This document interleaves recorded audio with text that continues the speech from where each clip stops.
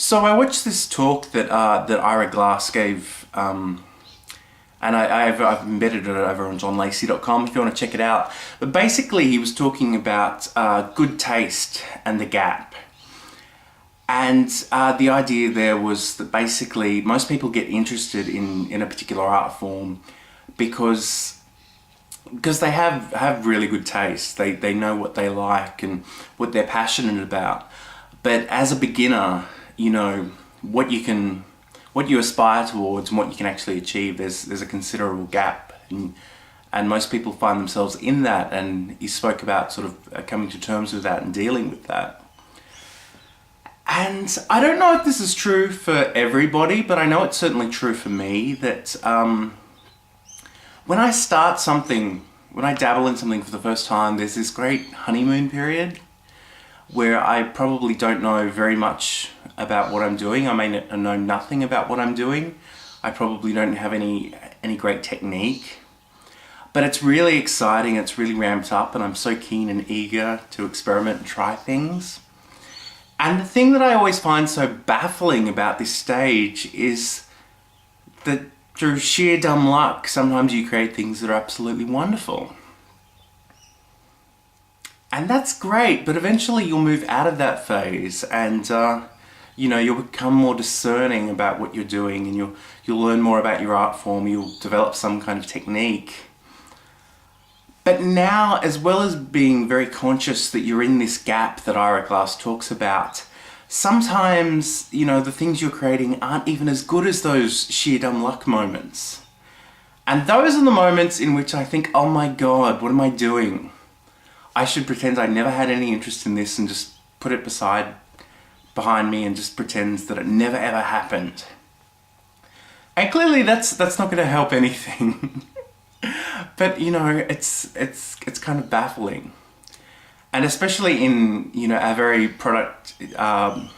productivity focused, industrialized world, it doesn't seem to make a lot of sense on paper. Because there's this great expectation that the more times you do something, automatically the better it will be. And once you've mastered something, you should be able to recreate that sort of an infinite number of times. And I think, you know, artistic endeavors are a whole different animal. And, you know, there are different challenges every time you try anything. So I guess really, you know, I'd love to watch that talk over and over that Ira Glass gave and just take some comfort in that. And I think the thing that I really want to stress is that the only way through that, the only way to improve, to overcome that particular gap is, as Ira Glass says, just create a huge body of work. And even that just reminded me of something, because back in the late 80s, early 90s, I used to borrow cameras from people, like just still photography cameras, film cameras in fact. And I always knew which photos were mine when they were developed, because they'd be the ones with, you know, the fingers over the